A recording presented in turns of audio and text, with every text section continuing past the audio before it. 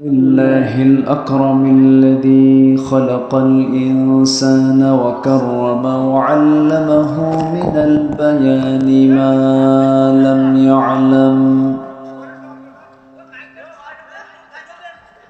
فسبحان الذي لا يحصى امتنانه باللسان ولا بالقلم. نشهد أن لا إله إلا الله وحده لا شريك له، ونشهد أن سيدنا وحبيبنا ومولانا محمدا عبده ورسوله الذي أرسله بالحق بشيرا ونذيرا وداعيا إلى الله بإذنه وسراجا منيرا. فقد قال الله تعالى في كلامه المجيد وفرقانه الحميد: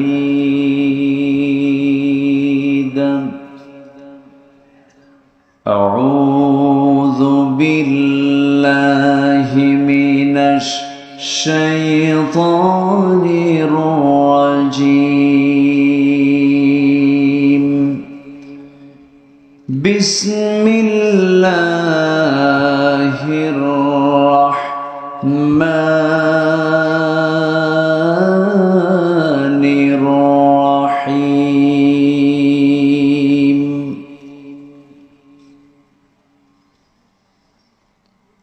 إن المسلمين والمسلمات والمؤمنين والمؤمنات والقانتين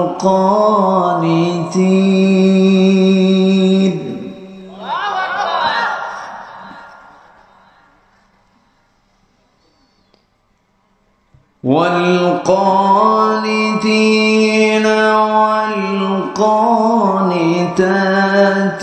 والصادقين والصادقات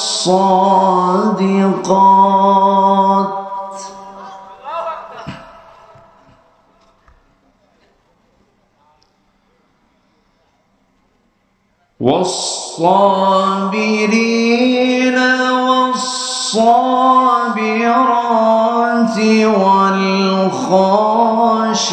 والخاشعين والخاشعات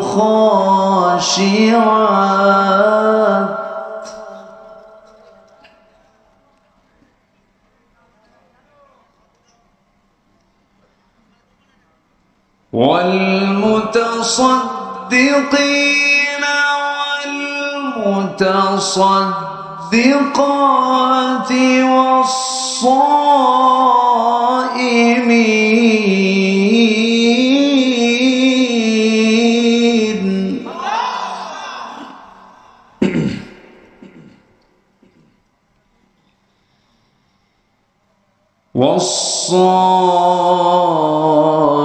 والصائمين والصائمات والحافظين فروجهم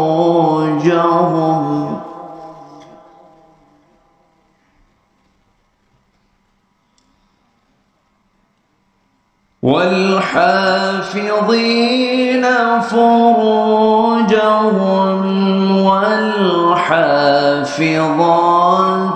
والذاكرين الله كثيرا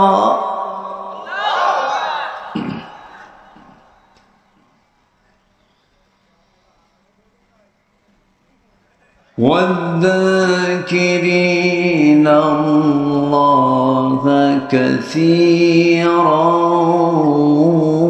والذاكرات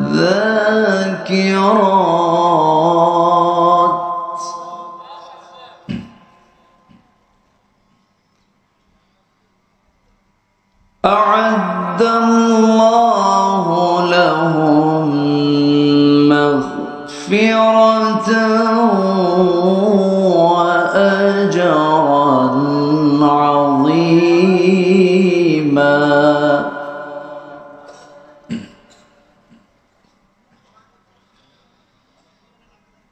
الله أكبر. بسم الله الرحمن الرحيم.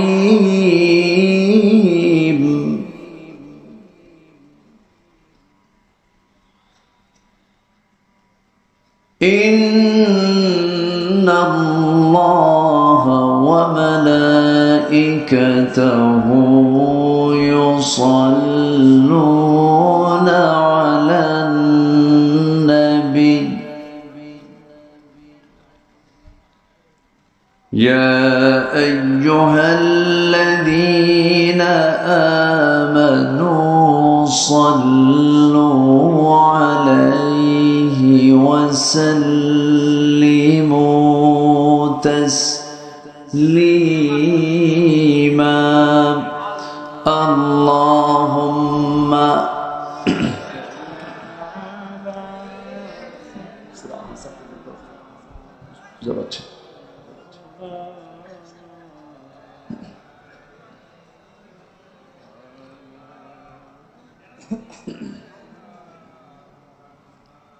একটু মহব্বত দিয়ে নবীর প্রেমে মাতোয়ারা হয়ে জবান খুলে আওয়াজ দিয়ে সবাই বলুন আল্লাহুম্মা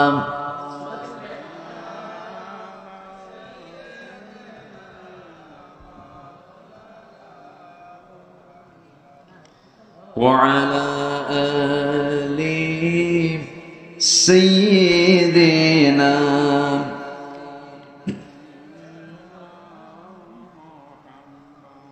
সবাই বলুন বালাগাল উলা বিকামালিহি কাশাফাত তুজা বিজামালিহি হাসানাত জামিউ খিসালিহি সাল্লু।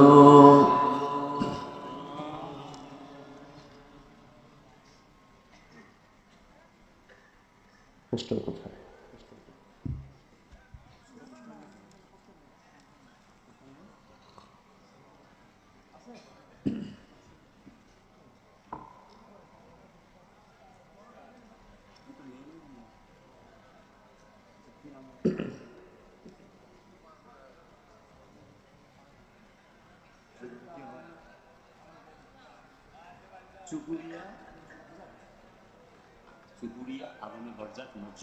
কোথায় একটা পোস্টার নাই মাহফিল?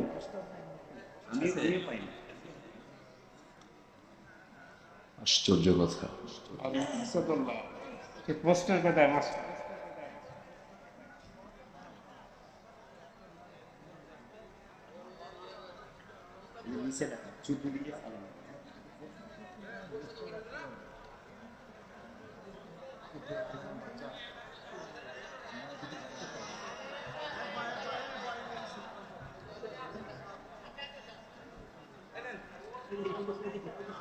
প্রাকৃতিক সৌন্দর্যের অপরূপ লীলাভূমি,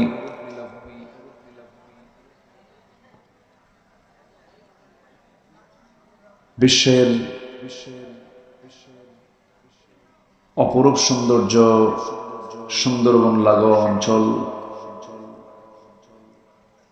সাতক্ষীরার সদর উপজেলার চুপুড়িয়া আলমে বারজাখ মিশন মসজিদ মাহফিল ইন্তেজামে কমিটি কর্তৃক আয়োজিত প্রথম বার্ষিক তাফসীরুল কোরআন মাহফিল 2024 আজকের এই মহৎ আয়োজনের সম্মানিত সুযোগ্য সভাপতি জনাব আলহাজ মতিউর রহমান, আজকের মাহফিলের সম্মানিত পরিচালক, দক্ষিণ চুপুড়িয়া পশ্চিম পাড়া জামে মসজিদের সম্মানিত খতিব, মাওলানা আসাদুল্লাহ, আজকের এই মহৎ আয়োজনের সম্মানিত বরেণ্য অতিথি, আমার অত্যন্ত কাছের, আমার স্নেহধন্য, আমার অনুজ, নন্দিত আলেমে দ্বীন, বিশিষ্ট ইসলামী চিন্তাবিদ মুহতারাম মাওলানা আব্দুল কুদ্দুস সিদ্দিকী হাফিজাহুল্লাহ, আজকের এই মাহফিলের সম্মানিত বরেণ্য অতিথি মাননীয় সংসদ, সম্মানিত অতিথি মাননীয় সাবেক উপজেলা চেয়ারম্যান মহোদয় সহ সম্মানিত অতিথিবৃন্দ, সুশীল সমাজ, জাতির শ্রেষ্ঠ সন্তান, শিক্ষক মণ্ডলী, জাতির বিবেক, সাংবাদিক বৃন্দ, সামনে উপস্থিত, দূরে কাছের বিভিন্ন স্থান থেকে ছুটে আসা কালেমার ঝান্ডাবাহী, তাওহীদের পতাকাবাহী, দ্বীন ইসলামের নরসারদুল বীর মুজাহিদ, প্রাণ প্রিয় সম্মানিত দ্বীনী ভাইরা, আড়ালে বসে আছেন শ্রদ্ধেয়া সম্মানিতা মা বোনেরা, আলোচনার সূচনায় আনুষ্ঠানিকতার মধ্য দিয়ে আমার পক্ষ থেকে আবারও দিল খোলা সালাম, আসসালামু আলাইকুম ওয়া রাহমাতুল্লাহি ওয়া বারাকাতুহু। সালামের জবাব খুব ক্লান্ত মনে হচ্ছে আপনাদের। আসসালামু আলাইকুম ওয়া রাহমাতুল্লাহ। এখন কয়টা বাজে বলেন তো? 12:30। তাহলে মাহফিল ছিল 14ই মে, আজকে হয়ে গেছে কত মে এখন, তাই না?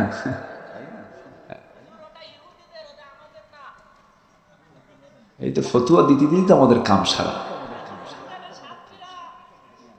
যে সম্মানিত ভাইয়েরা, রাসূলকে বলা হলো আইয়ুল ইসলামি খাইর, ইসলামের সবচেয়ে শ্রেষ্ঠ কাজগুলো কি কি? আমার রাসূল 3টা কাজের কথা বললেন। 1 নম্বর হচ্ছে আসসালাতু আলা ওয়াক্তিহা, সময় মতো নামাজ। সময় মতো নামাজ, অসময় না সময়? ওয়াজও হওয়া উচিত কি বলেন তো? এটা কি সময়? আপনারাই বলেন। এখন চলে যাবার সময়, রাত 12টার পরে মেহমানকে উঠায় দেওয়া মানে কি জানেন? পাবলিকের সাথে ঘর সংসার করা। এগুলো কি বলবো আর।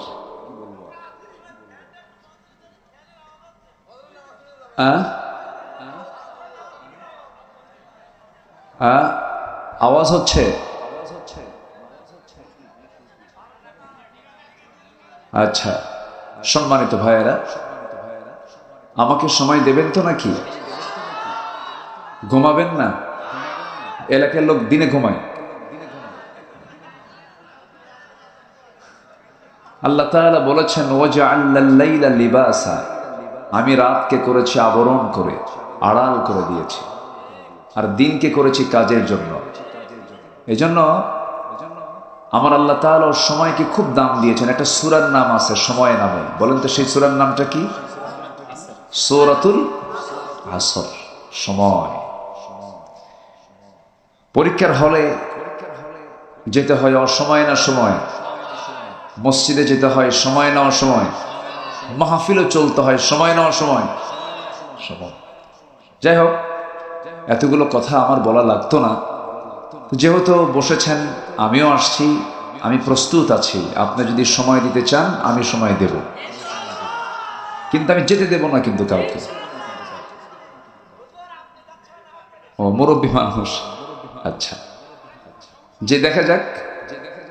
আমরা বলছি আলহামদুলিল্লাহ, চিৎকার মেরে বলছি আল্লাহুম্মা, জোরে আল্লাহুম্মা ইন্নী আসআলুকা আল হুদা ওয়াত তুকা ওয়াল আফাফা ওয়াল গিনা। সবাই বলি আল্লাহুম্মা লাকা আসলামতু ওয়া বিকা আমানতু ওয়া আলাইকা তাওয়াক্কালতু ওয়া ইলাইকা আনাবতু ওয়া বিকা খাসামতু। সবাই বলি আল্লাহুম্মা আইন্নি আলা যিকরিকা ওয়া শুকরিকা ওয়া হুসনি ইবাদাতিকা। আমরা আল্লাহ তাআলার শুকর আদায় করে নিলাম। আমার আগে আমার অত্যন্ত কাছের, আমার স্নেহের, খুব সুন্দর কথা বলেছেন না? খুশি হয়েছেন তো? বলি আলহামদুলিল্লাহ। হয়তো আমি এত সুন্দর কিছু বলতে পারবো না, তবে কোরআন থেকে যারাই কথা বলবে সেটাই সুন্দর, ঠিক কিনা? বসেন বসেন, বৈশা যান, এইগুলোর কোনো সৌন্দর্য নাই। হ্যাঁ, তো কোরআন থেকে যারাই বলবে তাদের কথাই সুন্দর, হোক না সে যে কোনো ব্যক্তি। এই জন্য আমি যদি একটু আয়াত মাঝে মাঝে বলি, কষ্ট পাবেন না তো? কুড়িগ্রাম একটা মাহফিলে গেছে বহুদিন আগে, আজ থেকে প্রায় 18-19 বছর আগে। তা আয়াত বলি ঘন ঘন, এক মুরব্বী দাঁড়ায় বলে, হুজুর আপনি এত আরবি কন কেন, একটু বাংলা বলেন। আয়াত পছন্দ হয়। আমার দেশে তো বিচিত্র মানুষ, তা আমি চেষ্টা করব কিছু কথা কোরআন থেকে বলার জন্য। আল্লাহ তাআলা বান্দাকে বলছেন, বান্দা তুমি এমন কিছু কাজ আমার কাছে করে আসো, আমার ওয়াদা, আমি তোমাকে ওয়াদা দিচ্ছি, আমি তোমাকে মাফ করে দেব। জোরে বলি সুবহানাল্লাহ। এবং ওয়া আজরান আযীমা, আমি তোমাকে মহা পুরস্কারে পুরস্কৃত করব। তাহলে ক্ষমা হলে পরে আবার পুরস্কারও কে দিবেন? আল্লাহ তাআলা। আসুন না সে কাজগুলো আমরা একটু শিখে নেই, ঠিক আছে? বিশ্রাম না, আপনি আসতেছেন ইনশাআল্লাহ। আচ্ছা, সম্মানিত ভাইরা, সম্মানিত বন্ধুগণ, আসুন আমরা সোজা আলোচনার দিকে যাব। আমি খুব যে বেশি সময় নেব তা না, তবে মেহেরবানি করে কেউ যাওয়া যাবে না। আপনি গেলে আমার কলিজার একটা তার ছিঁড়ে যাবে। আমরা যেটাই হোক, আমরা শেষ ফিনিশিংটা কি দিয়ে যাব বলেন তো? দোয়াটা করে যাব। জোরে বলি ইনশাআল্লাহ। জি, সম্মানিত ভাইয়েরা, আমি এই ইউনিয়নে গতকালকে আমার একটা প্রোগ্রাম ছিল। মাননীয় চেয়ারম্যান মহোদয় তিনি দাওয়াত করেছিলেন। সেখানে আমি গতকালকে আলোচনা রেখেছি সূরাতুল বাকারা থেকে 277 এবং 278 এই দুটো আয়াতকে সামনে রেখে কিছু কথা আমি বলেছি। আজকে আমি সূরাতুল আহজাব থেকে আমি একটা মাত্র আয়াত আমি তেলাওয়াত করেছি। কয়টা আয়াত? একটা আয়াত। এই একটা আয়াত যদি কোনো মানুষ ফলো করে, একটা আয়াতে তাকে জান্নাতে নিয়ে চলে যাবে। জোরে বলি সুবহানাল্লাহ। এই আয়াতকে সামনে রেখে আমি আলোচনা শুরু করতে চাচ্ছি। ওয়ামা তাওফীকি ইল্লা বিল্লাহ আলাইহি তাওয়াক্কালতু ওয়া ইলাইহি উনীব। সেই মহান রবের প্রতি পূর্ণ ভরসা রেখে আসুন আমরা মূল আলোচনার দিকে আস্তে আস্তে চলে যাচ্ছি। আয়াত নাম্বার হলো 35। আয়াত নাম্বার কত? 35। আমি সোজা আলোচনার দিকে চলে যাচ্ছি। আল্লাহ তাআলা যেন আমাদের এই আলোচনা আমলের নিয়তে শোনার তৌফিক দান করুন। বলেন কিসের নিয়তে বলেন তো? আমলের নিয়তে যেন আমরা শুনতে পাই। সম্মানিত ভাইয়েরা, আমরা যে সময় এখানে একত্রিত হয়েছি, গোটা পৃথিবীর কোথাও, গোটা পৃথিবীতে আজকে প্রায় 200 শতাধিক রাষ্ট্র, 200-রও বেশি রাষ্ট্র আছে গোটা দুনিয়া জুড়ে। এবং পৃথিবীর জনসংখ্যা এখন 750 থেকে 800 কোটি। 750 থেকে 800 কোটি। এর মধ্যে প্রতি 4 জনে এখন একজন মুসলমান। প্রতি 4 জনে একজন মুসলমান। 200 কোটি মানুষের, 200 কোটি মুসলমানের দুনিয়া এখন। 56টি মুসলিম রাষ্ট্র। আগামী 50 বছর পর জরিপে দেখা যাচ্ছে বড় বড় রাষ্ট্র, যেরকম ধরুন রাশিয়ার মতো রাষ্ট্রের নেতৃত্ব মুসলমানরাই দেবে। দিন দিন মুসলমানদের সংখ্যা বেড়েই চলছে।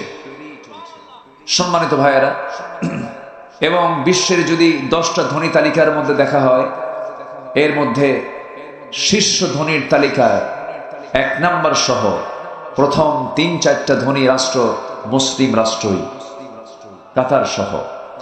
এত কিছু থাকার পরেও আজকে গোটা পৃথিবীতে মুসলমান কি আরামে আছে? বলেন তো, আরামে আছে? আমাদের প্রথম কেবলা কোনটা বলেন তো? বাইতুল আকসা। এই মসজিদটার নাম দিয়েছেন কে? জোরে বলেন, কে দিয়েছেন নাম? বলেন। আমার আপনার গ্রামের যে মসজিদগুলো, এগুলোর নাম তো আমরাই দিছি। আমরা দিছি না? চুপড়ি জায়ে মসজিদ না, আমরা নাম দিয়েছি। কিন্তু একটা মসজিদ প্রথম কেবলা, যে মসজিদটার নাম দিয়েছেন স্বয়ং আল্লাহ, সেই মসজিদকে আজকে আমাদের নিয়ন্ত্রণে ইহুদিরা আজকে অবরুদ্ধ করে রেখেছে। 200 কোটি মুসলমানের দুনিয়া, মুসলমানদের প্রথম কেবলা আজকে ইহুদিদের দ্বারা অবরুদ্ধ হয়ে আছে। আজকে পৃথিবীর বিভিন্ন কারাগারগুলোতে, শুধু দেশ নয়, কারাগারগুলোতে আলেম ওলামা দিয়ে ভরপুর হয়ে আছে। ভালো ভালো মানুষগুলো আজকে সমাজে আসামি হয়ে বসে আছে। চোর, বাটপার, ডাকাত আজকে সমাজের নেতৃত্বের আসনে সমাসীন হয়ে আছে। ঠিক কিনা? কেন? কি জন্য? এটার কারণটা কি? একটু কি বোঝা দরকার না আমাদের? বলেন তো, বোঝার দরকার আছে না নাই? ইমানদার যখন ইমান বেচে খাবে, ইমান বেচে খাওয়া লোক তো আমার দেশে নাই। আসতে কয় আছে না নাই?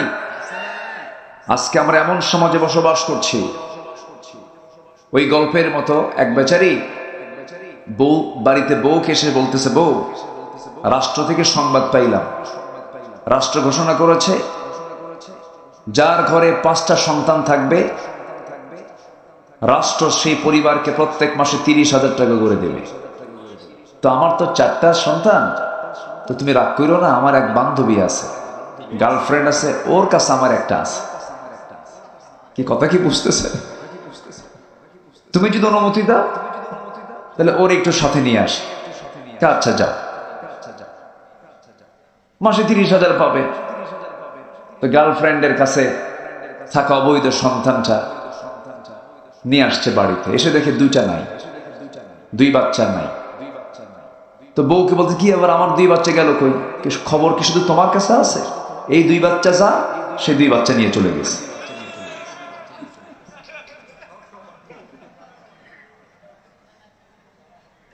কথা বোঝা যায়? কথা কি বোঝা যায়? মুসলমানদের দশা আজকে এই হওয়ার কারণে, আজকে মুসলমানদের চরিত্র এমন হওয়ার কারণে আজকে এই দশায় রূপ নিয়েছে। সবচেয়ে বড় অস্ত্র হলো ঈমান, সবচেয়ে বড় অস্ত্র হলো চরিত্র। একই কমিটি মাহফিলের মঞ্চ বানায়, আবার নাচানাচি নাচ গানের মঞ্চ বানায়। একই ব্যক্তি যাত্রা কমিটির সভাপতি হয়, আবার মাহফিল কমিটির সভাপতি হয়। আছে না নাই? এমন চরিত্রহীন নেতাদের মুখে আমরা জুতা মারি।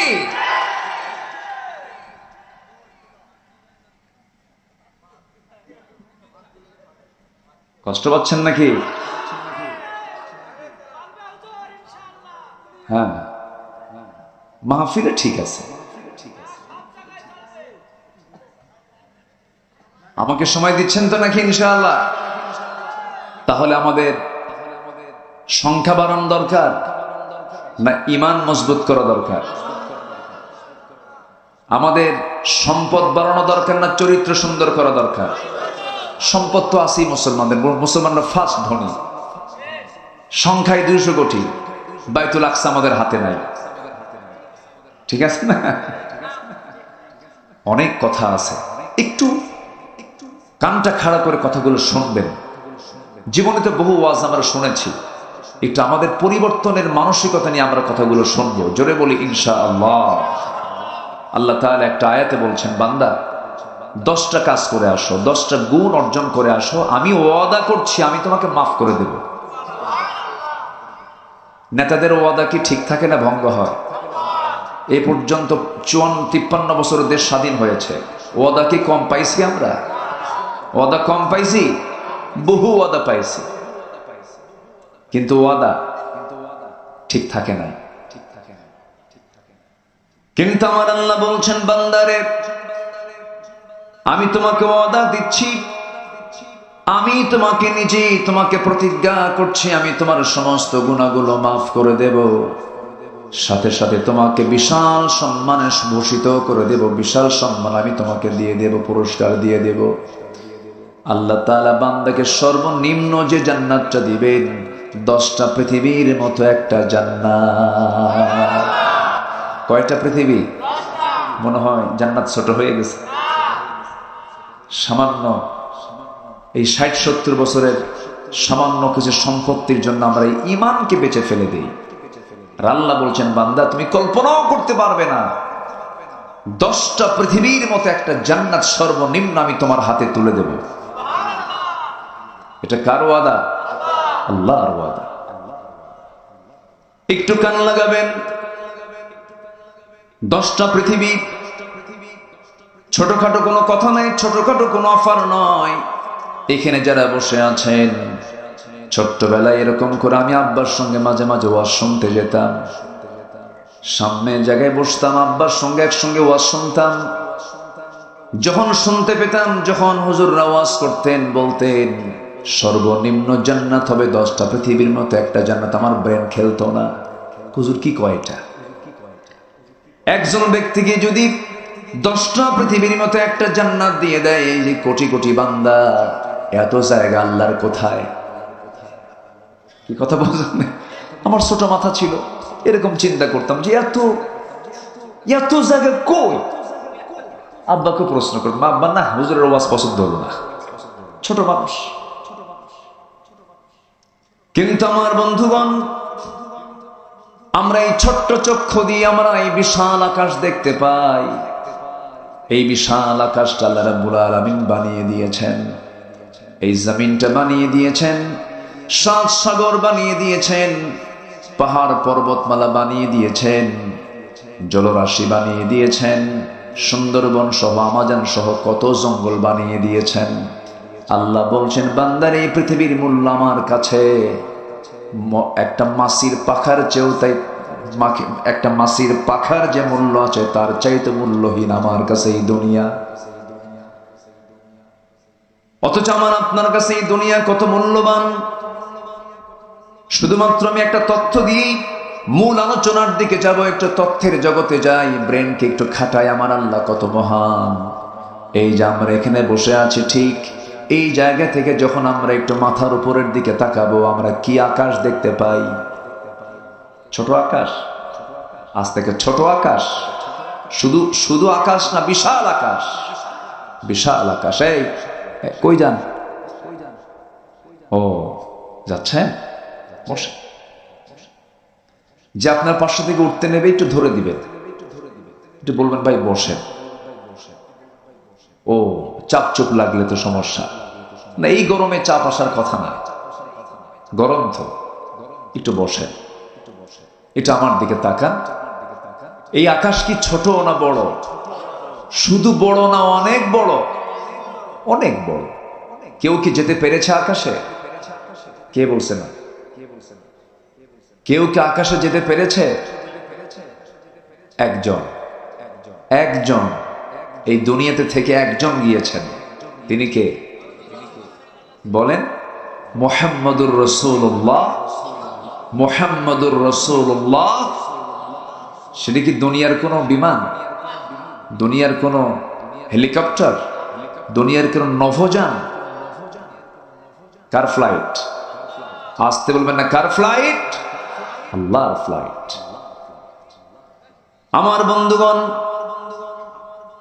এই যে বিশাল আকাশ আমরা দেখতে পাচ্ছি,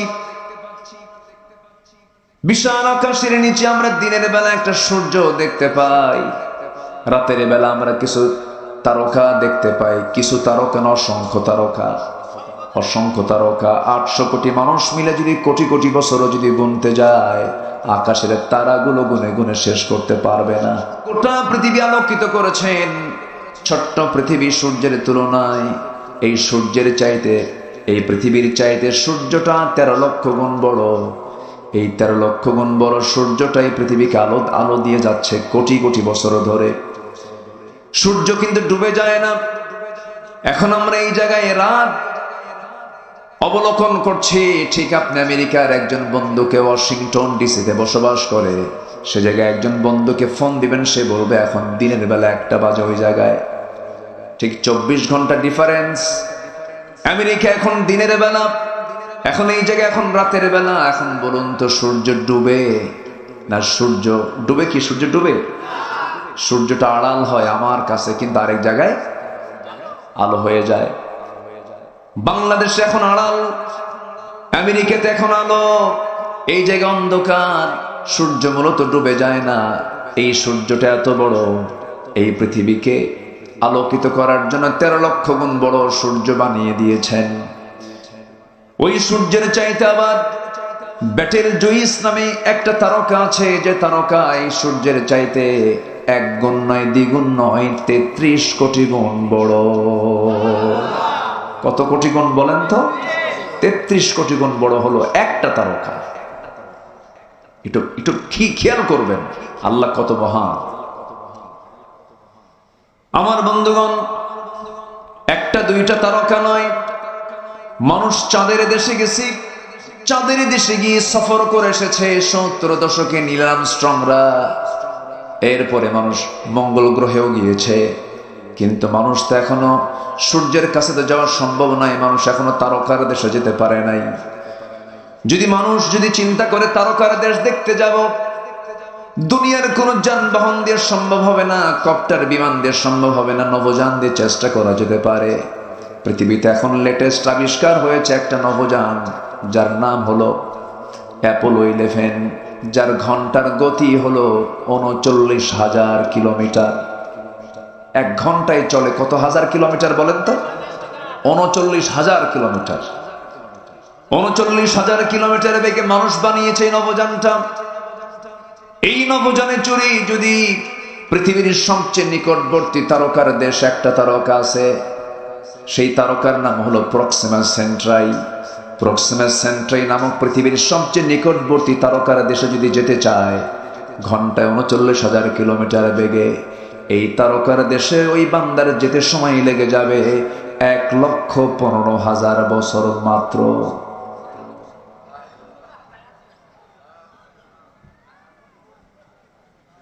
যাবেন কারা কারা খন?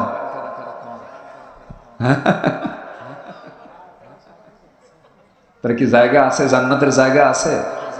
আসতে কয় আছে, জান্নাতের জায়গা আছে। একটু চিন্তা করলে চোখে পানি চলে আসে। আল্লাহ আল্লাহ আল্লাহ আল্লাহু আকবার, আল্লাহু আকবার। আল্লাহ সবচেয়ে বড়, তিনি কত মহান তিনি। আমি তো আকাশে গেলামই না। আল্লাহ বলছেন বান্দারে, এত নিকটবর্তী তারকার দেশে তোর আসতে এত সময় লেগে যাবে। এরপরে বিশাল আকাশ, বিশাল মহাশূন্য আছে, এরপর আকাশ আছে। আল্লাহ বলছেন বান্দারে, আমি তোকে জান্নাত দেব, সর্বনিম্ন জান্নাত হবে 10টা পৃথিবীর মতো একটা জান্নাত আমি তোকে দেব। আমার আল্লাহ তাআলা তিনি অবস্থান করছেন আরশ আজিমে।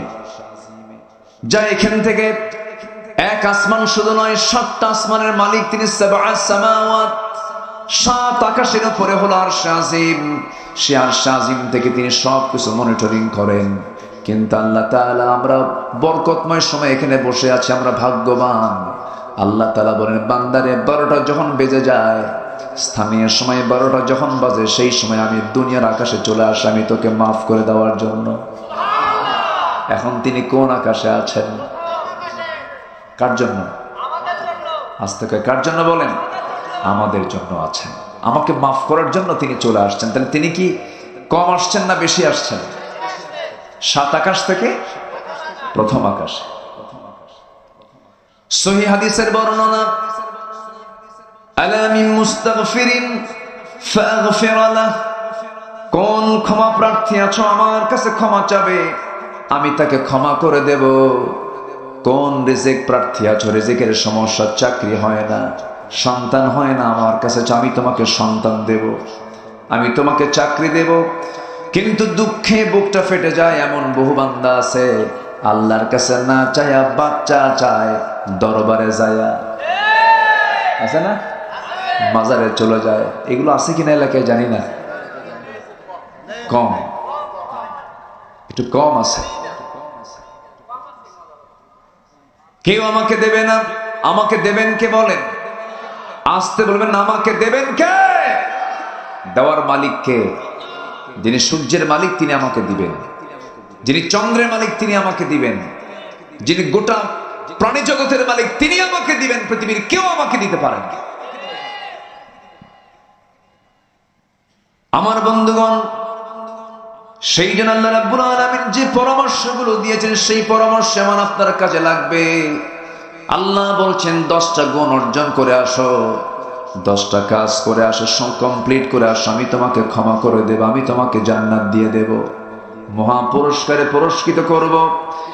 এর মধ্যে 1 নম্বর হলো ইন্নাল মুসলিমিনা ওয়াল মুসলিমাতি ওয়াল মুমিনিনা ওয়াল মুমিনাত ওয়াল কানিতিনা ওয়াল কানিতাতি ওয়াস সাদিকিনা ওয়াস সাদিকাত والصابرين والصابرات والخاشعين والخاشعات والمتصدقين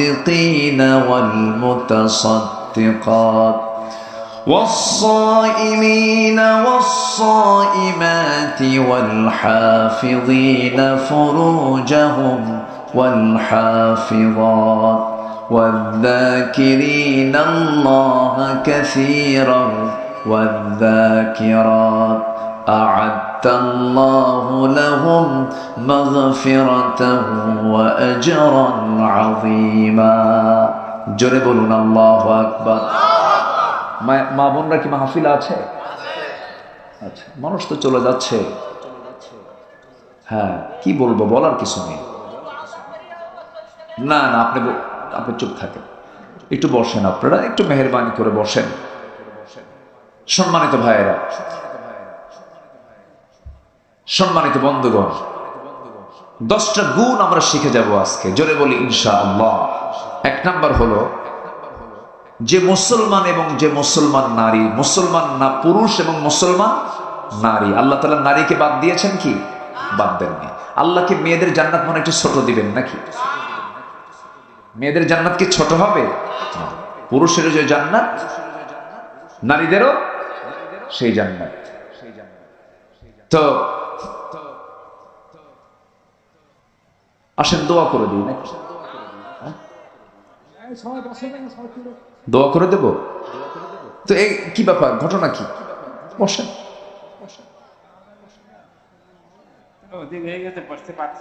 হ্যাঁ, একটু কষ্ট হচ্ছে আপনাদের, একটু আমাকে সময় দেন না ভাই। এখানে আমাকে নিয়ে যদি আপনি উঠে যান, মেহমানকে দাওয়াত দিয়ে যদি বাড়িওয়ালা যদি বাড়ি থেকে হেরে যায়, এটা কি বলেন, এটা কি আচরণ? এটা বলেন তো। একটু বসেন, একটু দেরি করে উঠেছি আমি, আমাকে উঠানো হয়েছে, একটু বসেন। গ্রামীণ জীবনের হার্ড ওয়ার্কার আপনারা, খুব পরিশ্রমী দেহ, পরিশ্রমী শরীর, বুঝি তো আমি, বেশি কষ্ট আমি দেব না, একটু বসেন, একটু মেহেরবানি করে বসেন। করজোরে মিনতি জানাচ্ছি, আমি সবার কাছে অনুরোধ করছি, একটু মেহেরবানি করে বসেন।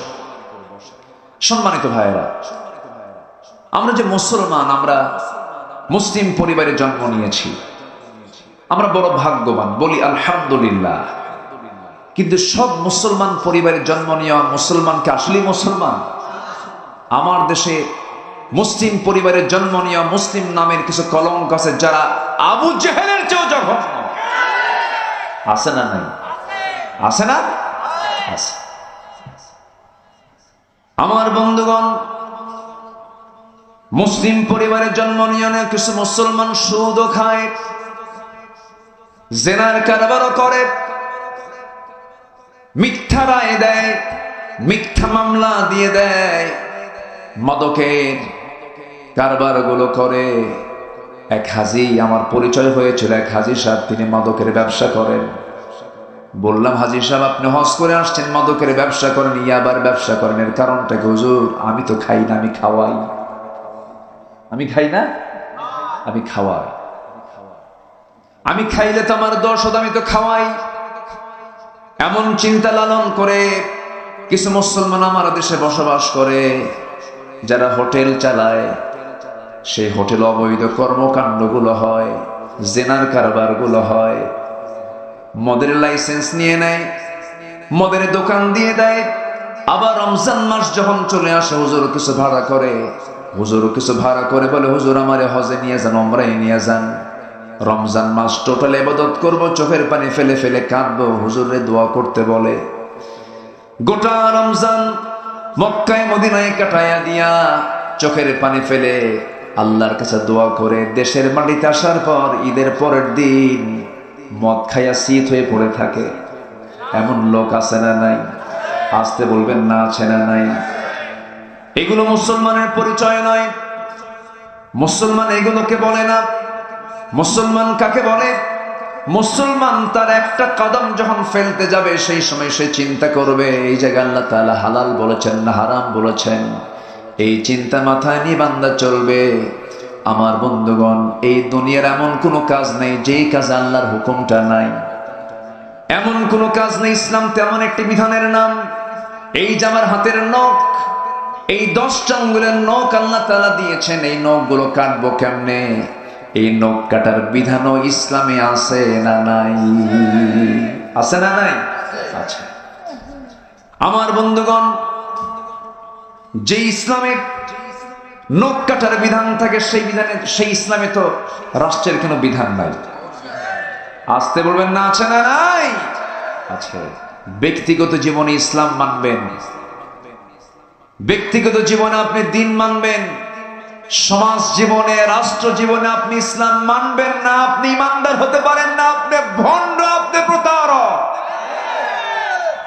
রাসূলকে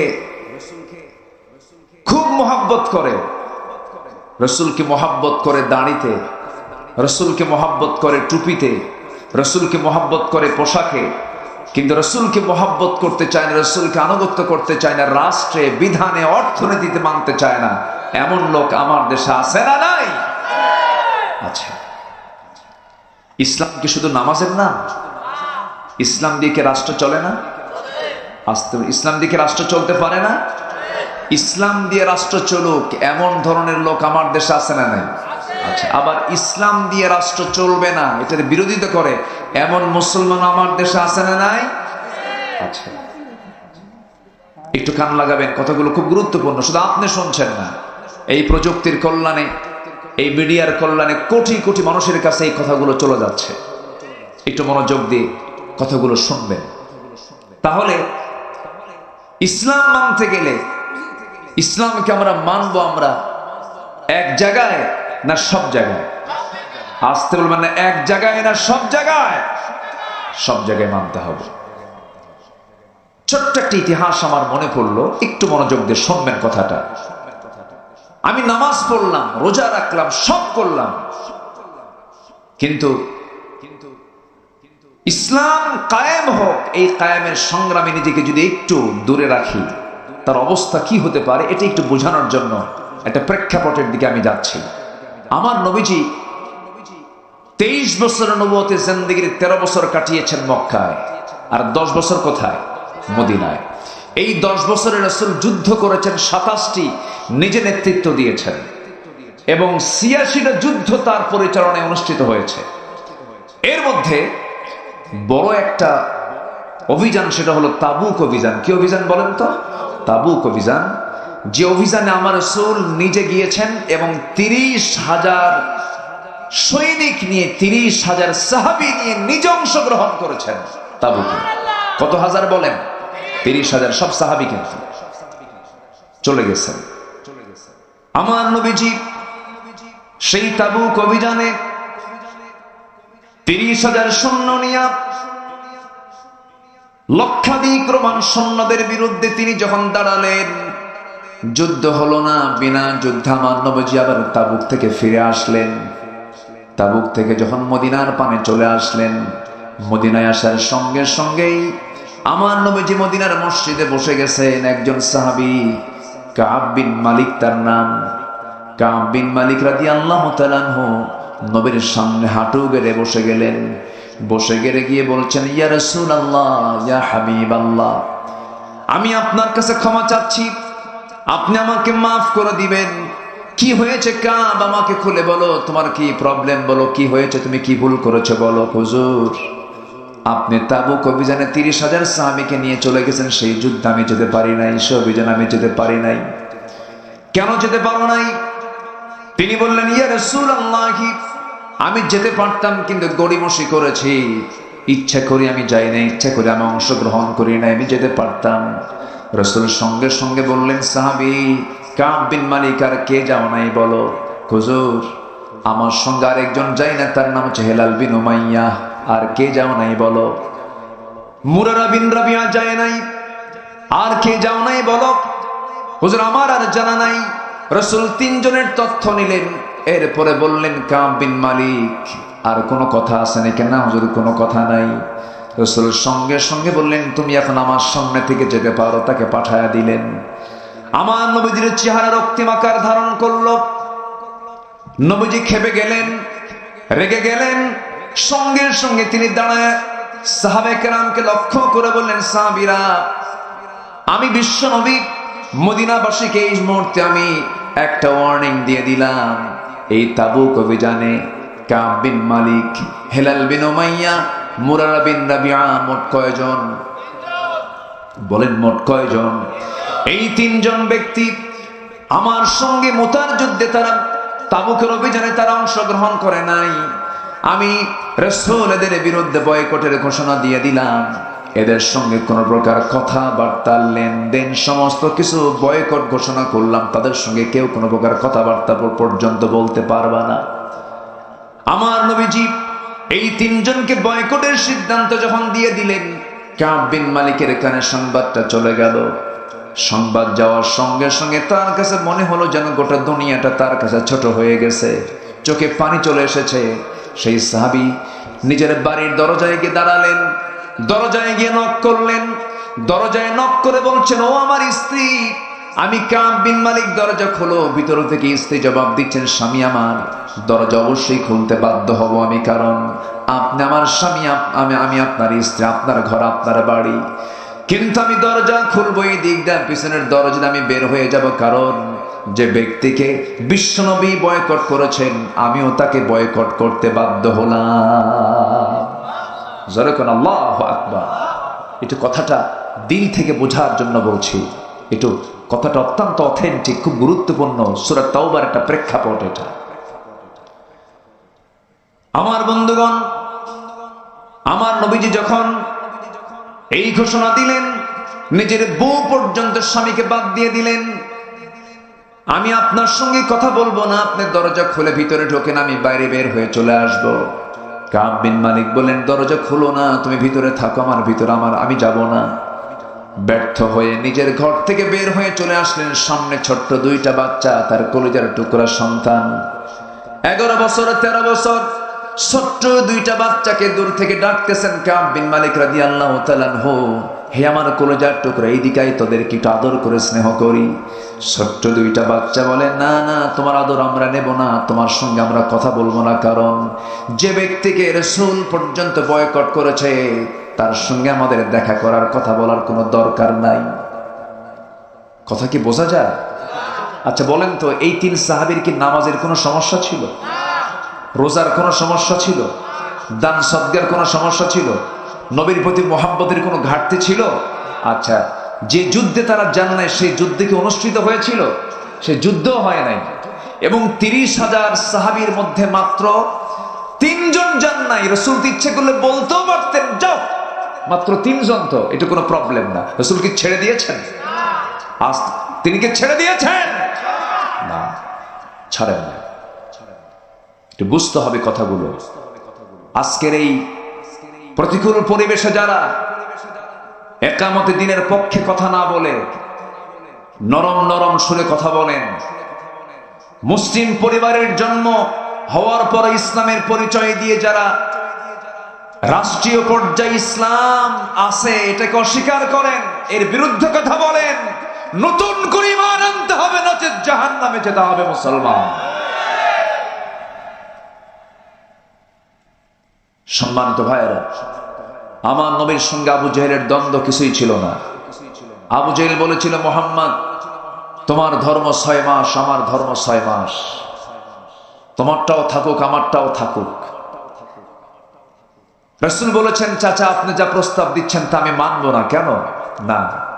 আপনার দিন আপনার কাছে, আমার দিন আমার কাছে।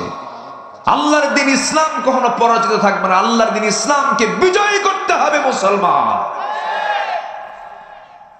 যদি কোরআনকে প্রশ্ন করেন, কোরআন বলো তো রাসূলকে কেন পাঠানো হয়েছে? কোরআন একাধিক জায়গায় জবাব দিচ্ছে, রাসূলকে পাঠানো হয়েছে সকল দলকে পরাজিত করে ইসলামকে বিজয়ী করার জন্য। কথা কি ক্লিয়ার? কথা কি ক্লিয়ার? বোঝার জন্য বেশি কিছু লাগে না। আমার দেশে তো ওয়াজ আবার ঘন্টার পরে ঘন্টা করতে হয়, কিন্তু আমার নবীজির কাছে সাহাবে কেরাম খুব শর্ট কথা বলতেন, শর্ট কথা শুনতেন। বলতেন, হুজুর হালকা কিছু আমল শিখায় দেন, আমি জান্নাত পেতে চাই। রাসূল 2-3 মিনিটে ওয়াজ শেষ করে দিতেন। সম্মানিত ভাইয়েরা, তাহলে প্রত্যেক বান্দার জন্য ইকামতে দিনের কাজ করার দরকার আছে না নাই?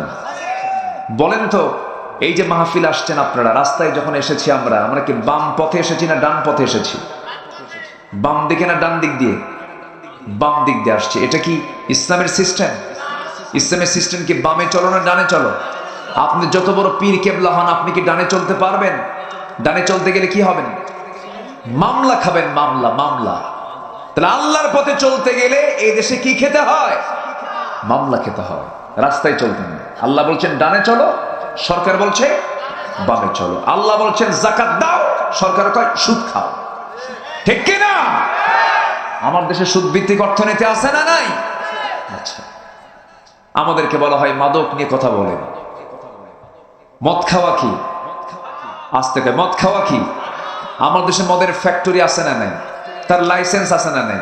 লাইসেন্স দিল কি? আমাদের আবার বলে হুজুর মদের বিরুদ্ধে ওয়াজ করে। আমার কথা কি বুঝতেছেন? সম্মানিত ভাইয়েরা, বিড়াল পড়েছে কূপের ভিতরে, মরে গেছে বিড়াল। কূপের পানি নাপাক হয়ে গেল। এখন এই কূপের পানিটাকে পরিষ্কার করার জন্য আগে পানি তুলতে হবে না মরা বিড়াল তুলতে হবে? মরা বিড়াল তুলতে হবে। মদের ফ্যাক্টরি রেখে, মদের লাইসেন্স রেখে মদ কখনো বন্ধ করা যাবে না। মদ বন্ধ করার জন্য আইন করে বন্ধ করেছেন মুহাম্মদ সাল্লাল্লাহু আলাইহি ওয়াসাল্লাম। ভাইরে, এখন কথা কিন্তু আমরা শুধু শ্রোতাকে লক্ষ্য করে বলি না, এখন কথা বলি গোটা দুনিয়াবাসীকে সামনে রেখে। প্রযুক্তি তো কথাগুলো সব দুনিয়াবাসীর কাছে চলে যাচ্ছে। একটু কান লাগান। আজকে আমি কেন যেন আমার কাছে মনে হচ্ছে আল্লাহ তাআলা আমার মুখ থেকে যেন সেই হক কথাগুলো বের করে দেন, যেটাই জাতির জন্য দরকার। আল্লাহ কবুল করেন, জোরে বলে আমিন। এখন ওই 3 সাহাবীর এখন কি দশা হলো শুনবেন না আপনারা? আগ্রহ আছে তো আপনাদের সবার? ওই 3 সাহাবীর কি নামাজের কোনো প্রবলেম ছিল? মুখের দাড়ির কোনো ঘাটতি ছিল? হ্যাঁ, নফল রোজার কোনো ঘাটতি ছিল? সবই তো ছিল, কিন্তু রাসূল তাদের বিরুদ্ধে কি করলেন? কি করলেন? সালাম দিলে উত্তর পর্যন্ত নাই। উত্তর নিবি না কোনো সাহাবী। এই 3 জন কেন যুদ্ধে গেল না? কেন জিহাদে অংশগ্রহণ করলো না? কেন অলসতা করলো? আমার বন্ধুগণ, আল্লাহ তাআলা বলছেন 10টা গুণ অর্জন করে আসো। নাম্বার 1 হলো মুসলমান পুরুষ, মুসলমান নারী। নাম্বার 2 হলো মুমিন পুরুষ, মুমিন নারী। নাম্বার 3 হলো অনুগত পুরুষ, অনুগত নারী। নাম্বার 4 হলো সত্যবাদী পুরুষ, সত্যবাদী নারী। নাম্বার 5 হলো ধৈর্যশীল পুরুষ, ধৈর্যশীল নারী। নাম্বার 6 হলো আল খাশিঈন, বিনীত পুরুষ, বিনীত নারী। নাম্বার 7 হলো আল মুতাসাদ্দিকিন ওয়াল মুতাসাদ্দিকাত, দানশীল পুরুষ এবং দানশীলা নারী। নাম্বার 8 হলো ওয়াস-সাইমিনা ওয়াস-সাইমাত, এবং রোজাদার পুরুষ এবং রোজাদার নারী, রোজাদারিনী নারী। নাম্বার 9 হলো আল হাফিযিনা ফুরুজাহুম ওয়াল হাফিযাত, নিজের লজ্জাস্থানের হেফাজতকারী পুরুষ, হেফাজতকারিনী নারী। নাম্বার 10 হলো আল্লাহর জিকির করনেওয়ালা পুরুষ এবং জিকির করনেওয়ালী নারী। এই 10টা গুণ যে বান্দার মধ্যে অর্জিত হয়ে যাবে, আল্লাহ ওয়াদা করছেন আমি তাকে সমস্ত গুনাহগুলো মাফ করে সম্মানজনক জান্নাত দিয়ে দেব। জোরে বলি সুবহানাল্লাহ। এখন যারা মোটামুটি বসে আছেন, এই শ্রোতাগুলো আজ নড়বে না, বলি আলহামদুলিল্লাহ। একটু বসে, আমাকে সময় দিচ্ছেন তো আর কিছুক্ষণ? আচ্ছা, আমার বন্ধুগণ, আমার ভাইরা, মুসলিম হতে হলে, ইমানদার হতে হলে মুসলমানদের জীবনে কত ঘাত প্রতিঘাত আসবে, কত ত্যাগ স্বীকার করতে হবে, কত ত্যাগ স্বীকার সাহাবায়ে কেরাম করেছেন, আম্মে কেরাম করেছেন। আপনি যে নবীর ইতিহাস ঘাঁটতে যাবেন, সে নবী আক্রান্ত হয়েছেন রাষ্ট্রযন্ত্র কর্তৃক। যে সাহাবীর আপনি ইতিহাস ঘাঁটতে যাবেন, তারা আক্রান্ত হয়েছেন রাষ্ট্রযন্ত্র কর্তৃক। আজকের দুনিয়াতেও যারা হক কথা বলে, তাদের বাড়িতে থাকা হয় না, তাদেরকে থাকতে হয় জেলখানায়। আসতে বলবেন না, জোরে বলেন ঠিক কিনা? জেলখানায় থাকতে থাকতে জীবনটাও চলে গেল। হাসতে হাসতে দুনিয়া থেকে বিদায় নিলেন। তিনি তো বেঁচে গেলেন, আমাদেরকে কাঁদিয়ে কাঁদিয়ে এই ভুবন ছেড়ে চলে গেছেন। কিন্তু তিনি যে আন্দোলন, তিনি যে শিক্ষা জাতিকে রেখে দিয়েছেন, সেই শিক্ষা আমাদের গ্রহণ করার দরকার আছে না নাই? আমার বন্ধুগণ, ইমানটাকে টিকে রাখতে গেলে বাতিলের সঙ্গে কখনো আপোষ চলবে না। কে না জানেন একজন ইমামের সেই নামটা? কে না জানেন? সবচাইতে বড় ইমাম ছিলেন আবু হানিফা রাহমাতুল্লাহ আলাইহি। তার মৃত্যুটা হয়েছে বাড়িতে না জেলখানায়? আসতে বলো না, বাড়িতে না জেলখানায়? জেলখানায় তার যুগে বহু হাজার হাজার আলেম ছিল, কারো তেমন ভাগ্য হয় নাই। আবু হানিফার এমন জীবনটা কেন হলো? 8টা বছর তিনি জেল খাটলেন। কয় বছর বলেন? 8টা বছর জেল খাটলেন। বাদশাহ মনসুর নামের একজন জালিম, মুসলিম নামের কলঙ্ক, জালিম শাসক তাকে গ্রেফতার করে ফেললো। তাকে বলে ফেললো, আবু হানিফা, আমি মনসুর, আমি যা বলবো তুমি তার রায় দিবা, আমি তোমাকে চিফ জাস্টিস বানাবো, প্রধান বিচারপতি বানাবো। প্রধান বিচারপতির অফার দেওয়া হলো। আবু হানিফা রাহমাতুল্লাহ আলাইহি বললেন, প্রধান বিচারপতির চেয়ার আমার নেওয়ার কোনো প্রয়োজন নাই, কারণ তোমার মতো জালিমের অনুগত হয়ে এমন শাসকের চেয়ারে, আমার এমন বিচারকের চেয়ারে আমি বসতে চাই না। জোর করে ধরে নিয়ে গেল, জেলখানার মধ্যে আটকিয়ে রাখা হলো। মারতে মারতে পিঠের চামড়া তুলে ফেলা হলো। শেষ পর্যন্ত নিজের তার কলিজার টুকরা বৃদ্ধা মাকে পর্যন্ত ধরে আনলো। মার চোখের সামনে পিঠ মোড়া দিয়া তার 2 হাত 2 পা বেঁধে তাকে বেত্রাঘাত করা হচ্ছে। মা এই দৃশ্য দেখে তার চোখে পানি চলে আসছে। আবু হানিফা মনে মনে চিন্তা করে, হারে মার যত কত না কষ্ট হচ্ছে, তার পেটে আমি 10টা মাস থেকেছি, মার তো কষ্ট হচ্ছে, কি করব আমি? এমন সময় মার মুখ থেকে আওয়াজ বের হলো, কলিজার টুকরা সন্তান, তুই কি চিন্তা করিস জানি না, তুই আমার ব্যাপারে তুই কি চিন্তা করতেছিস তাও জানি না, তবে একটা কথা জেনে রাখবি, আমার কলিজার টুকরা সন্তান, আমার চোখের পানি ফেলা দেখে, আমার চোখের পানি দেখে তুই ভয় পাবি না। এই চোখের পানি কিন্তু তোর প্রতি জুলুম হচ্ছে এই জন্য নয়। আমার চোখে পানি আসার কারণ হলো তোর প্রতি যে অমানবিক নির্যাতন, জুলুম, অত্যাচার গুলো চলছে, না জানি তোর প্রতি এমন অত্যাচারের কারণে তুই না জানি বা জালিম বাদশার অনুগামী হয়ে যাস কিনা, তার কথা মেনে নিস কিনা। কিন্তু আমার মন চায় এরকম অত্যাচার করতে করতে, তোর প্রতি নির্যাতন চালাতে চালাতে শেষ পর্যন্ত তুই সব কিছু সহ্য করে দুনিয়া থেকে বিদায় নিবি, শহীদ হয়ে যাবি। কিয়ামতের দিন আমি তোর মা আল্লাহর আদালতে আখিরাতে শহীদের মা হওয়ার গৌরব অর্জন করে আমি আল্লাহর সামনে দাঁড়াতে পারবো। আবু হানিফা রাহমাতুল্লাহ আলাইহি খুব খুশি হয়ে গেলেন। মাকে বললেন, মা, আমি তোমার মুখ থেকে এমন জাতীয় কথাই তো শুনতে চেয়েছিলাম, তুমি আমার জন্য দোয়া করো, আল্লাহ যেন আমাকে শহীদ মওতটা দান করে দেন। শেষ পর্যন্ত বিষ প্রয়োগ করে দুনিয়া থেকে তাকে বিদায় করে দেওয়া হলো। এরকম করে যত বড় বড় জগৎধন্য যারা বড় বড় আলেম ছিলেন, বড় বড় পয়গম্বর ছিলেন, জাকারিয়া আলাইহিস সালাতু ওয়াস সালামকে করাত দিয়ে চিরে 2 টুকরা করে শহীদ করে দেওয়া হয়েছে। ইয়াহইয়া আলাইহিস সালাতু ওয়াস সালামকে জব করে নবীর মাথা রানীর সামনে উপহার পর্যন্ত দেওয়া হয়েছে। এরপরে মুসআব ইবনে উমাইর রাদিয়াল্লাহু তাআলা আনহু এরকম করে সুমাইয়ার দিকে তাকান, ইয়াসার পরিবারের দিকে তাকান। এত কষ্ট তারা করেছেন, কে না জানেন। ইসলাম গ্রহণ করে মদিনায় চলে গেছেন। মদিনায় যাওয়ার পর মদিনার উপকণ্ঠ থেকে মক্কার কুরাইশরা তাকে ধরে আনলো, মক্কার জেলখানায় আটকে রাখলো। মক্কার জেলখানায় আটকে রেখে বলা হলো, খুবাইব ইসলাম ছেড়ে দাও, ইসলাম ছেড়ে দাও। খুবাইব বললেন, ইসলাম গ্রহণ করেছে ছেড়ে দেওয়ার জন্য নয়, আল্লাহর জমিনে দিন কায়েমের সংগ্রাম করতে গিয়ে হাসতে হাসতে জীবন দিব, কিন্তু বাতিল শক্তির কাছে মাথা নত করব না। খুবাইবকে ধরা হলো। খুবাইবকে ধরে জেলখানার মধ্যে আটকে রেখে খাবার বন্ধ করে দেওয়া হলো। খাবার বন্ধ করলে হবে কি? খাবার দেন কে? আসতে বলবেন না, খাবার দেন কে? আল্লাহ তো বান্দাকে খাবার দেন। খাবার বন্ধ করে দিলে হবে কি? 4টা মাস 5টা মাস খাবার বন্ধ করে দিয়েছে যে আল্লাহ মারিয়ামকে জান্নাতের খাবার দুনিয়াতে খাওয়া দিয়েছেন, সে আল্লাহ খুবাইবের জন্য জান্নাতের খাবার তার জেলখানায় পাঠায় দিলেন। 4 মাস 5 মাস হয়ে যায়, খুবাইবের চেহারা সুন্দর হয়ে যায়। শেষ পর্যন্ত কুরাইশরা দেখলো, খুবাইবকে যদি দুনিয়াতে বেঁচে রাখি, এই খুবাইবের চিত্র দেখে বহু কুরাইশ, আমাদের বহু লোকজন দিন গ্রহণ করে ফেলবে। শেষ পর্যন্ত সিদ্ধান্ত নিল, খুবাইব তুমি কি করবে বলো, ইসলাম ছাড়বে কিনা, দিন ছাড়বে কিনা? খুবাইব বললেন, হাসতে হাসতে জীবন দিয়ে দেব, কিন্তু ইসলাম ছাড়তে পারবো না। শেষ পর্যন্ত চূড়ান্ত পাকাপোক্ত হলো, তাকে শুলে চড়ায় দুনিয়া থেকে বিদায় করবে। বলা হলো, খুবাইব তোমার অন্তিম ইচ্ছাটা কি বলো? সঙ্গে সঙ্গে খুবাইব বললেন, আমার অন্তিম ইচ্ছা দুনিয়ার কারোর সঙ্গে সাক্ষাৎ করা নয়, আমার অন্তিম ইচ্ছা হলো তোমরা যদি আমাকে দয়া করে যদি ওযুর পানি দিয়ে দাও, ওযু বানায় নেব, নামাজে দাঁড়ায় আমি আল্লাহর সঙ্গে একটু কথা বলবো। ওযুর পানি দেওয়া হলো, ওযু বানায় নিলেন, নামাজে দাঁড়ায় গেলেন।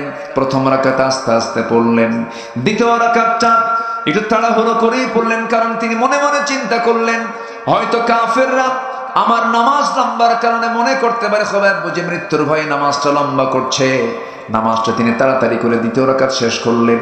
নামাজ শেষ করেই হাত দুটো উঁচু করে আল্লাহর দরবারে লক্ষ্য করে বলছেন, আয় আল্লাহ তাআলা, আরশের মালিক আল্লাহ, আজকে 4টা মাস ধরে আমাকে জেলখানায় আটকে রেখেছে, আমি জানি না কি হবে, তবে তুমি আল্লাহ আমার নাকের মধ্যে জান্নাতের গন্ধ রেখে দিয়েছো, আমি জান্নাতের ঘ্রাণ পাচ্ছি।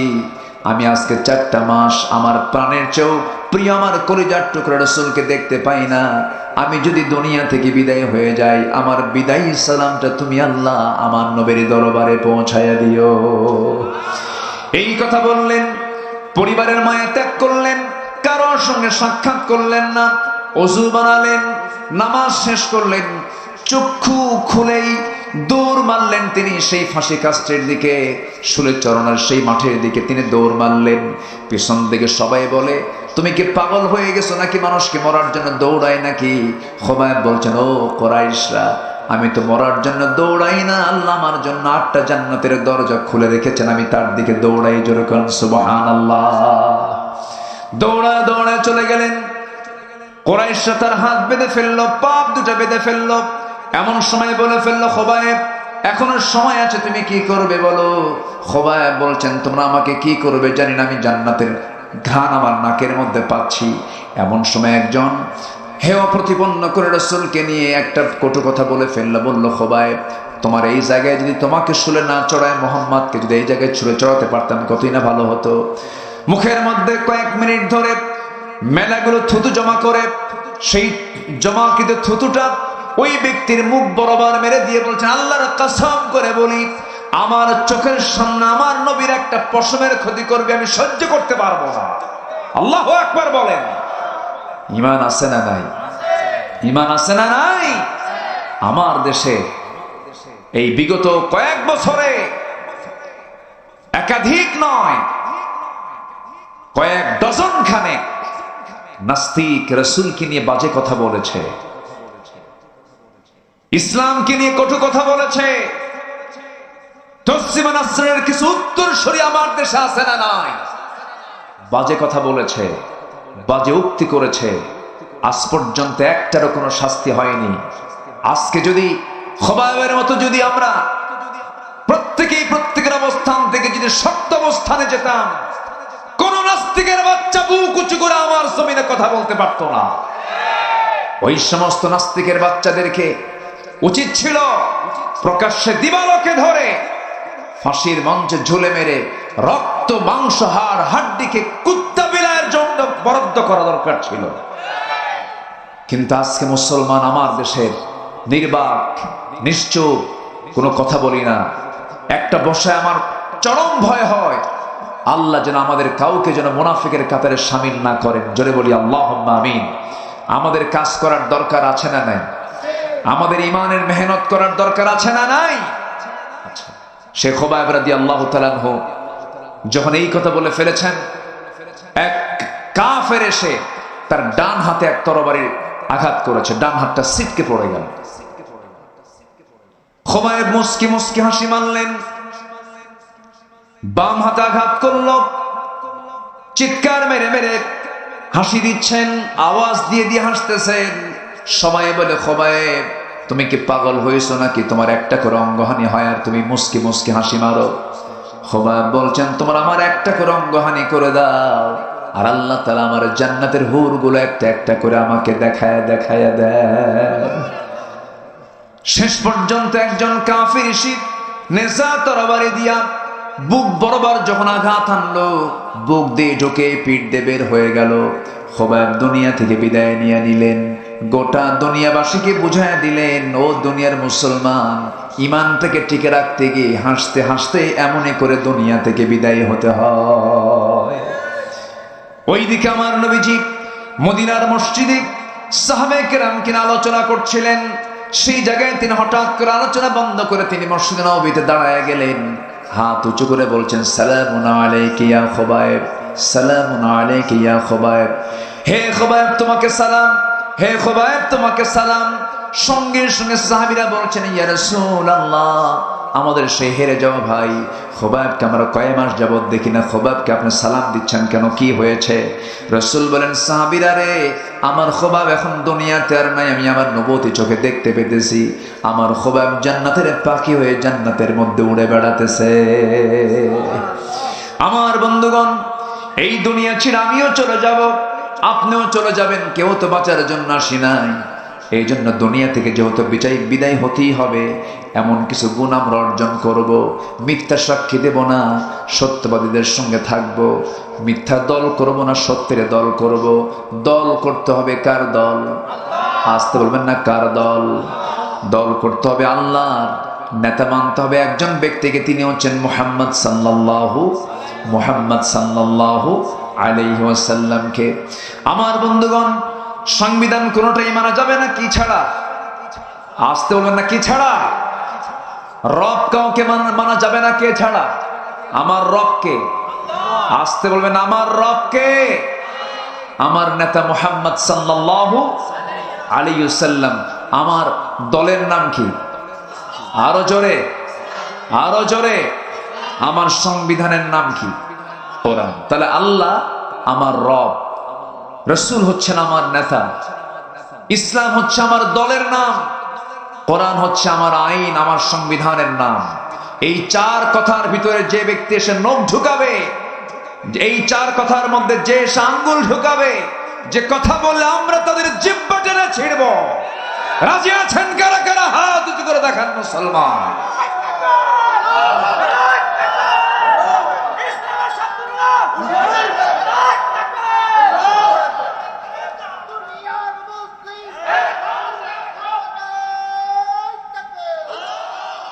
আল্লাহ কবুল করুন, জোরে বলি আমিন, আরো জোরে আমিন। সম্মানিত ভাইয়েরা, সম্মানিত বন্ধুগণ, ওই তিন সাহাবীর কথা মনে আছে কিনা আপনাদের? মনে আছে তো আপনাদের? তিন সাহাবীকে বয়কট করেছেন মুহাম্মদ সাল্লাল্লাহু আলাইহি ওয়াসাল্লাম। 30,000-এর মধ্যে কয়জন যায় নাই? 3 জন। তাদের কি নামাজের কোনো অভাব ছিল? তাদের কি দান সদকার কোনো অভাব ছিল? এরপর রাসূল তাদেরকে বয়কট করেছেন শুধুমাত্র জিহাদে অংশগ্রহণ না করার কারণে, একামতের দিনকে একটু অবহেলা করার কারণে, একটু গড়িমসি করার কারণে আমার নবীজি তাদেরকে বয়কট করলেন। হেলাল বিন উমাইয়া 2 নম্বর সাহাবী, যিনি, তার বয়স হলো 70 বছর। আমার নবীর চাইতে বয়সে কম না বেশি? বেশি। 70 বছর। আমার নবী বেঁচে ছিলেন কত বছর? 63 বছর 9 ঘন্টা, 63 বছর 9 ঘন্টা। আমার নবীর চাইতে বয়সে বড় সাহাবী, কিন্তু চামড়াগুলো কুঁচকে গেছে, চোখে কম দেখেন, দুর্বল হয়ে গেছেন। 70 বছর তো বুড়া মানুষ। রাসূল বলেন তাকেও বয়কট। ওনার কানে যখন সংবাদটা গেছে, হেলাল বিন উমাইয়া শুধুমাত্র শুনেছেন রাসূল থেকে বয়কট করেছেন। ঘরের মধ্যে তিনি খুঁজতে লাগলেন কোথায় রশি আছে, রশি হাতের মধ্যে নিলেন, রশিটা হাতের মধ্যে নিয়ে সোজা মসজিদে নববীতে চলে আসেন, মসজিদের সামনে দাঁড়ালেন, একটা খুঁটিতে দড়িটা বাঁধলেন, সেই দড়িটা বেঁধে স্বেচ্ছায় তার নিজের হাতে ওই দড়িটা লাগায় দিলেন, বেঁধে ফেললেন। বেঁধে ফেলে বলছেন, হেলাল রে, তোর চাইতে বড় বড় কপাল এই দুনিয়া তার কে আছে? যে লোকটার বিরুদ্ধে আল্লাহ রাসূল পর্যন্ত বয়কটের ডাক দিয়েছে, এই জীবন রাখবো না, ও হেলাল, তোর চাইতে অধম মানুষ এই দুনিয়া তার কেউ নাই। মসজিদে আজান দিয়ে দেয়, বেলাল আজান দেন, সাহাবীরা মসজিদের সামনে দিয়ে আসে, মসজিদে ঢোকে। হেলাল বিন উমাইয়া বারবার সালাম দেন, কিন্তু কোন সাহাবী সালামের জবাব দেন না। চোখের পানিতে পানিতে হেলাল বিন উমাইয়া অস্থির হয়ে গেলেন। তাফসীর এসেছে দীর্ঘদিন দুটো হাত বেঁধে রাখার কারণে হাতে পর্যন্ত ঘা হয়ে গিয়েছিল। হেলাল বিন উমাইয়ার চোখের পানি সব কার কাছে কাঁদতেছেন? আল্লাহর কাছে কাঁদতেছেন। কাব বিন মালিক সেজদায় পড়ে পড়ে কাঁদেন। ওইদিকে মুরারা বিন রাবিয়া পাহাড়ি গর্তের মধ্যে গিয়ে ডুকরে ডুকরে কাঁদতেছেন আর বলছেন, আল্লাহ তুমি তো তওবাকারী, আমারে মাফ করে দাও। এই তিনজন সাহাবী চোখের পানি ফেলে ফেলে কাঁদতেছেন। কিয়ামত পর্যন্ত এমন সাহাবীদের মর্যাদা সম্পন্ন মানুষ আর পৃথিবীতে আর কোনোদিন আসবে না। এত দামি দামি ব্যক্তি সাহাবীরা, এত সম্মান, এত মর্যাদা তাদের। আমার বন্ধুগণ, এই তিনজন সাহাবীর কান্না পৃথিবীর কোনো মানুষ শুনতে পায় নাই, কিন্তু আল্লাহই শুনতে পেয়েছেন। 40টা দিন যখন পার হয়ে গেল, হঠাৎ করে আমার নবীর কাছে জিবরিল আমিন এসে বলছেন, ওয়া আলা সালাসাতিল্লাযিনা খুল্লিফু, হে রাসূল, তিনজন যে ব্যক্তি যারা যুদ্ধের ময়দান থেকে দূরে থেকেছিল, অবহেলা করেছিল, গড়িমসি করেছিল, তাদের চোখের পানি আল্লাহর আদালতে কবুল হয়ে গেছে। তিনজনের তওবা আমার আল্লাহ কবুল করে নিয়েছেন। আমার নবীজি সাইয়েদনা ওমর ফারুককে বললেন, ওমর ফারুক, আমার কলিজার টুকরা সাহাবী কাব বিন মালিক কেটে কেন? এই লম্বা হাদিস, যারা আলেম ওলামা এখানে বসে আছেন, এটা একটা লম্বা হাদিস। কাব বিন মালিক নিজে হাদিসটা বর্ণনা করেছেন, সিয়াসিত্তার হাদিস এটা। কাব বিন মালিক এই কথা শোনার সঙ্গে সঙ্গেই, এই পয়গাম শোনার সঙ্গে সঙ্গেই রাসূলের সামনে চলে আসবেন, নেওয়ার জন্য আসছেন। ওমর ফারুক রাদিয়াল্লাহু তাআলা আনহু দরজায় গিয়ে নক করছেন, কাব বিন মালিক তুমি কোথায়? ভিতর থেকে বউ আওয়াজ দিচ্ছে, যে লোকের খবর রাসূল রাখে না, সেই লোকের খবর আমরা তার বউ রাখি না। শেষ পর্যন্ত কাব বিন মালিককে সাইয়েদনা ওমর ফারুক ধরে নিয়ে এসে নবীর সামনে যখন হাজির করলেন, আমার নবীর আনন্দটা দেখে কে? রাসূল বুকের সঙ্গে আলিঙ্গন করে জড়িয়ে ধরে বলছেন, কাব রে, আমি তোরে মাফ করে নাই, কিন্তু আল্লাহ তোরে মাফ করেছেন, তোর তওবা কবুল করে নিয়েছেন। এখান থেকে একটা বিষয় বের করার জন্য আমি আলোচনাটার এই বিষয়টা, আমি ইতিহাসটা আমি টেনেছি। মূল বিষয়টা হলো, যেভাবেই হোক না কেন নামাজ তো আমরা পড়বো, নামাজে মুনাফিক চেনা যায় না, রোজায় মুনাফিক চেনা যায় না, হজে মুনাফিক চেনা যায় না, দান সদকায় মুনাফিক চেনা যায় না, রোজায় মুনাফিক চেনা যায় না। মুনাফিক চেনা যায় হলো দিন কায়েমের জন্য মাঠে ময়দানে কে গেল আর কে গেল না।